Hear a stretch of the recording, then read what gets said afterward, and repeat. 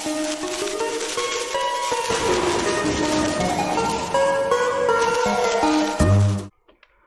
everyone, it's Dash Attack, and I just spent the entire day binging Sonic Prime, not really knowing what to expect.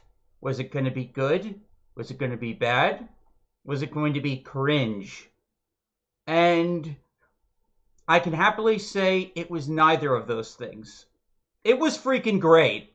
I loved Sonic Prime, and while I'm disappointed about Rouge, um, everything else was perfect.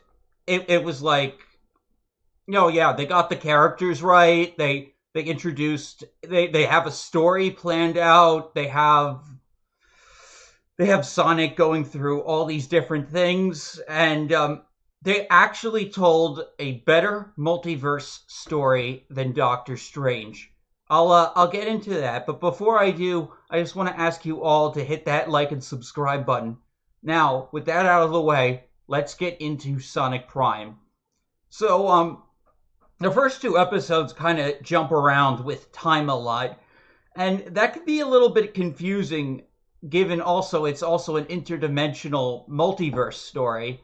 So, yeah, the first two episodes jump back and jump forth and jump forth and jump back, and that could be a little bit jarring, but I was able to follow it along just fine. And then by the third or fourth episode, like things start becoming more like congruent. Like things start like the time flows doesn't really flow backward too much after that.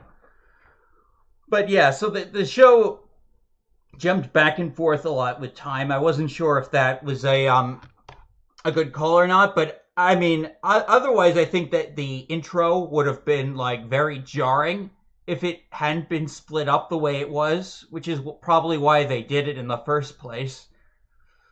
Anyway, yeah. So, yeah, the new actor voicing Sonic for the show is great.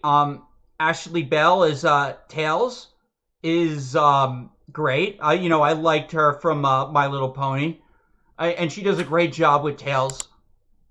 And oh my god, Shadow's voice actor for this is phenomenal. Especially like I don't want to give away like things that happen towards the end. This is going to be a non-spoiler review. Though I will spoil this, but because basically it's already been spoiled.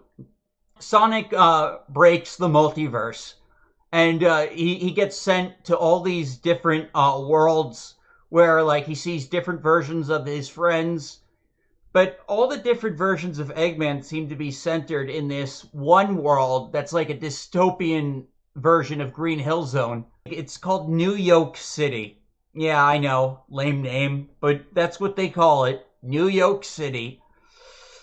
And that seems to be like the central hub of where everything is between all the jumping. We get to see three other worlds. Only two of them are interesting. One of them is just a blank void. And here's why I think it's better than Doctor Strange. Doctor Strange in the Multiverse of Madness spent most of its time focused on one alternate world, and it was a bland and very sterile world. It really wasn't that interesting at all, other than like, oh, there's weird food here.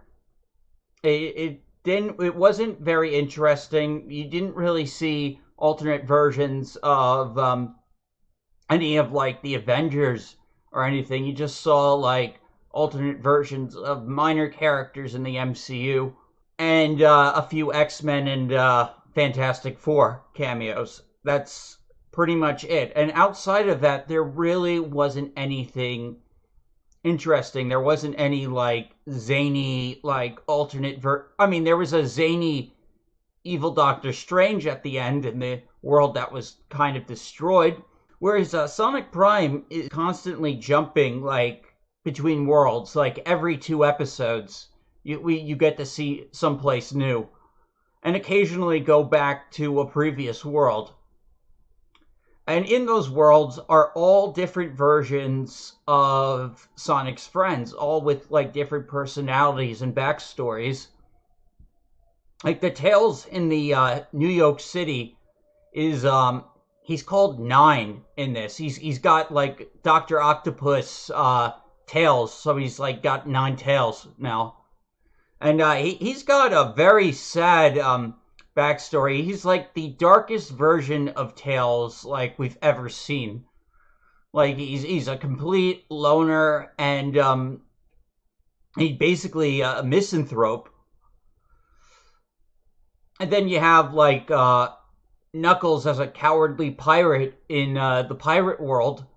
You can see Pirate Knuckles and stuff. And then there was this other world that was all prehistoric, all primal. And so like you see like a bunch of the characters in jungle attire. That world was pretty interesting, especially since you learn more about these shattered pieces of the like Paradox Prism. I think it's called the Paradox Prism. Like Sonic breaks that, and that's what shatters the universe, basically. Yeah, Doctor Strange did not have enough of this. It really was just they spent most of the movie in one particular world when it should have been a constant jump of universes.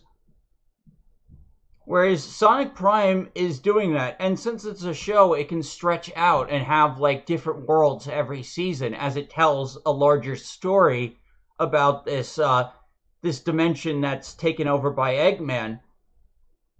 A bunch of Eggmen. Eggmen. Egg people. Eggman. Okay. Eggman.